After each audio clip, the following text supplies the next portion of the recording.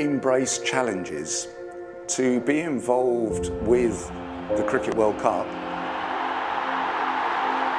to help bring the piece to fruition, is a real privilege for a manufactory. The team that we've got is a spectacular group of artists, but they need to feel their blood pumping. Talking about the World Cup here, the pressure is on to deliver something that's a world-class piece.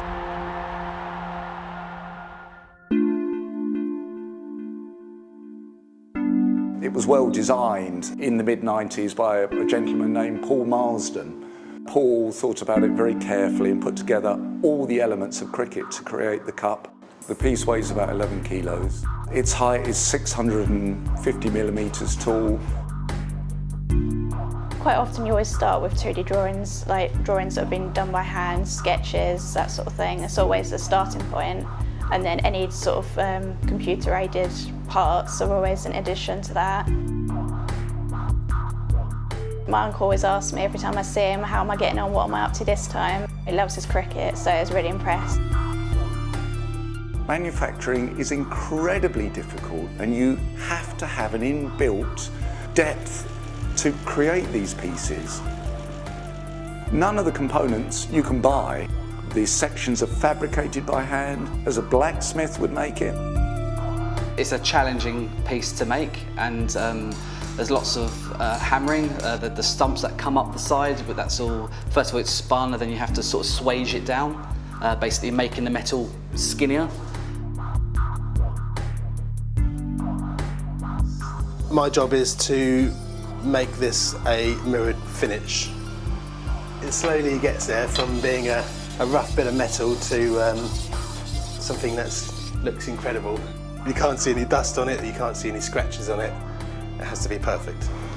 Then we rinse it all and put it into our silver plating tank, and we apply power through it, and the silver attaches itself to it. Yeah, it looks really good. Yeah, I'm really pleased with that. Annealing means that we soften the piece, we take the tension out of the metal. It will then be soldered together with the other half of the sphere, and the globe is complete.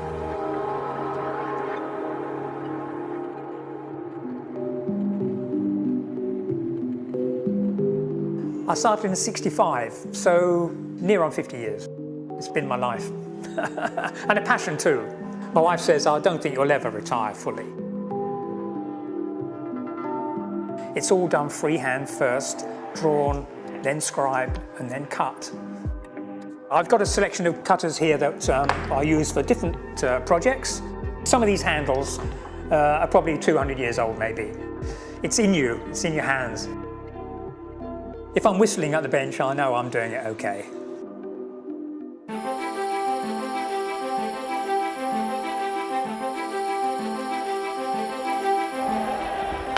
The skipper getting a century in a World Cup final. That moment when you've won, looking back now, they're the special moments of your life.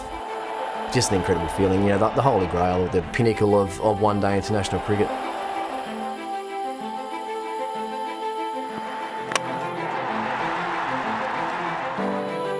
Australia have won the World Cup.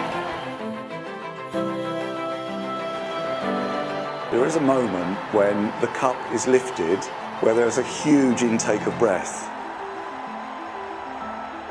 Well, in 2003, I actually woke up with it. It was in my bed with me and my wife.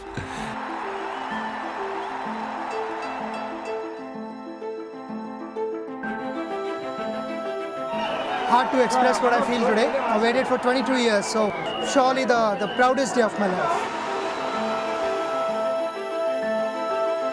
We're really proud to be able to win in your own backyard in front of your family and friends. It's a wonderful achievement.